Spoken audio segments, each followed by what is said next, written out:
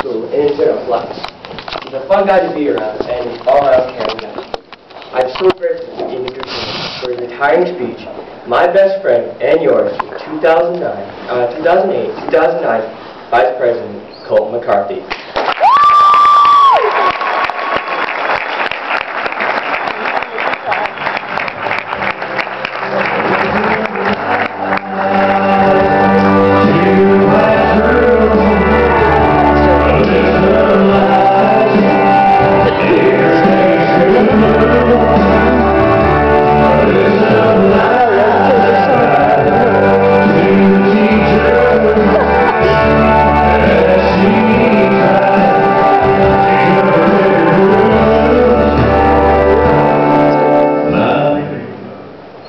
There was once a boy who feared coming home every day from school because he didn't know what kind of mood his father was going to be in.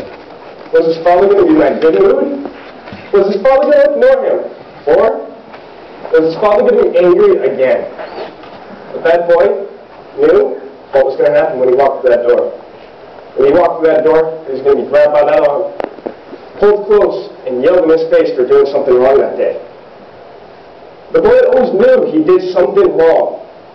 But what that wrong thing was that he did so bad, he never knew. At that point when he did something wrong, he'd be taken, yelled at, and then beaten to the point where he couldn't even stand up because it was so painful. Every night, he would go to bed, crying himself to sleep, because why was the one man in his life that he loved the most treating him so poorly? And finally, one night, that boy's mother gave him the courage to take that boy out of that environment and left. And then the courts had decided that that boy is a father figure in his life, so he needed to go visit his father on the weekends. Don't get me wrong, that boy loved his father. He loved seeing his father. But when he was over at his father's during the weekend, his father never gave him new clothes to change into, never fed him. And now, instead of yelling at him for doing something wrong, he yelled at him because it was his fault that his parents broke up and that he was a failure to his mother. This boy grew up being abused, being yelled at, knowing that no one believed in him. Now do me a favor, reflect on that story, or the words, the boy book, replace them with my name. This was my childhood. While I was growing up, my mom finally met a new man who treated me more like a son than my own biological father did. But there was one problem with this new man. He yelled a lot. I was scared of him. But after a while, he stopped yelling because he realized how much it scared me. But then, one day, he said something that I would never forget. You'll never succeed in life because you're a follower and not a leader. At that point, I decided to prove him wrong. Because when I was growing up, I was abused, I was being yelled at, I was being told I was a failure. And that no one believed in me. So, if my father wasn't going to believe in me, if my new father figure wasn't going to believe in me, who's going to believe in me?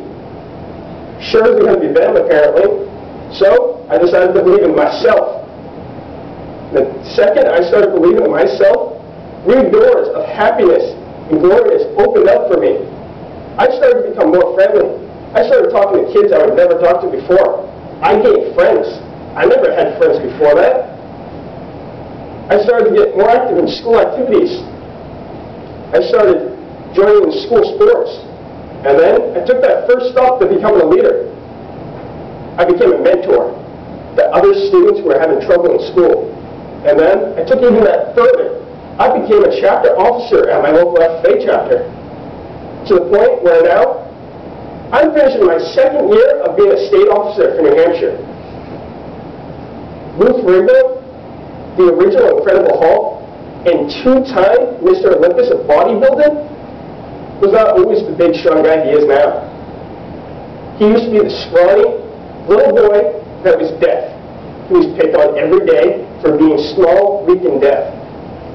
And he wanted to be like that big, strong guy that everyone wanted to be. And no one believed he could do it because he was that small, white, deaf kid. Sorry about that comment. But he believed in himself, and now look at him. He's idolized in bodybuilding throughout the world. He's now giving inspirational speeches because he believed in himself that he could become that person he wanted to be. If at least you believe in yourself, you'll succeed where everyone else saw failure. Look at the Wright brothers.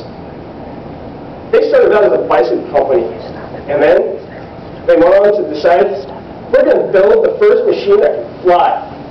No one believed that they could do it, but they did. They were the first people to fly. So remember, always believe in yourself.